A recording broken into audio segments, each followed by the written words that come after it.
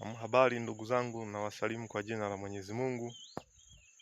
Mbele yenu mnauona hapa ni mti wa mteyu. Huu ni mti wa mteyu kama unavyouona. Mti huu ukiukuta wa mteyu umekuwa namna hii. Hapa kuna watu walishachimba chimba kama mnavyoona. Ujue huu mti umekomaa na una zaidi ya miaka 2 kwenda mbele. Hivyo mti huu una maajabu mengi sana. Pia unawezekana ukafanya makubwa katika tiba.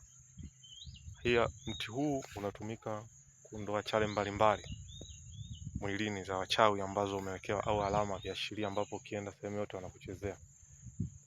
Vile vile una mambo makubwa sana katika kusafisha mwili na biashara mbalimbali. Hivyo naomba nizungumzie moja tu au mawili upande wa mwili wako na biashara. Utafika katika mtei huu.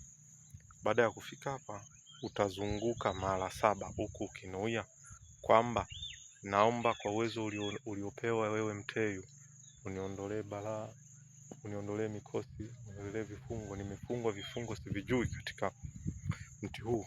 Aliyenifunga simfahamu, hivyo naomba niondoe balaa inayonisumbua. Katika mteyu huu utaondoa balaa zote. Baada ya hapo, chimba mzizi wake mmoja, kisha kasage uwe unaoga asubuhi kabla ya jua kuchomoza na jua kuzama. Utafanya zoezi hilo kwa muda wa siku 7 pekee.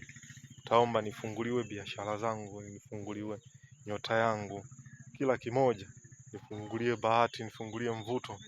Hakika kwa uwezo wa Mwenyezi Mungu, huu mteyu una maajabu makubwa sana na utafunguliwa. Baada ya hapo mambo yako yote yatafunguka. Pia vitu ambavyo vinatembea mwilini vitaondoka kabisa, haviwezi kukaa, kulingana na uwezo wa mteyu huu kuwa mkubwa kadri Mwenyezi Mungu alivyojalia. Naomba tutosheke kwa hilo. Mimi ni Chifu Hamisi wa Hatad TV. Asante.